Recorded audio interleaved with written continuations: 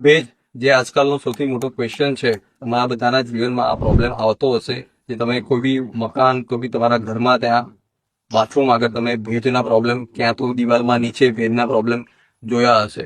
આ ભેજના બે પ્રકાર હોય છે.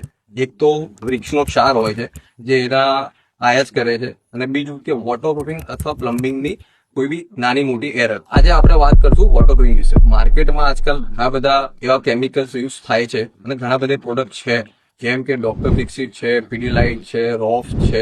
એમાં આજે આપણે વોટરપ્રૂફિંગની પ્રોસેસિંગ વાત કરશું. ફર્સ્ટ ઓફ ઓલ, તમારો જે બાથરૂમનો સંકલ પોર્શન હોય એને ક્લીન કરવામાં આવતો હોય છે. એને ક્લીન કર્યા પછી એમાં જો કોઈ હેરલાઇન ક્રેક્સ દેખાય તો એને ફિલઅપ કરવી પડે છે. એ કર્યા પછી ફર્સ્ટ કોટિંગ મારવામાં આવે છે કેમિકલનું. એ બાદ વાટા કરવાના હોય છે, જેમાં સિમેન્ટ, એસબીઆર અને રીતિનો યુઝ થાય છે. એ વાટા કર્યા પછી સેકન્ડ કોટ કેમિકલનો યુઝ થાય છે. હવે એ કેમિકલને સુકાવા દેવામાં આવે 24 કલાક માટે, ને એ પછી પોન્ડ ટેસ્ટ કરવાનો હોય છે.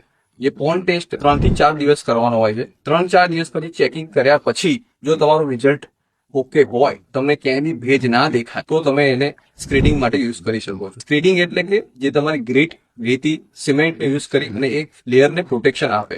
એ બાદ તમારે જો વધારે સેટિસ્ફેક્શન જોતું હોય તો એના પછી બી તમે પોન્ડ ટેસ્ટ કરી શકો છો, જે 2 થી 3 દિવસ કરી શકો. આ ટુ વોટરપ્રૂફિંગ માટે સફિશિયન્ટ ઇન્ફોર્મેશન છે.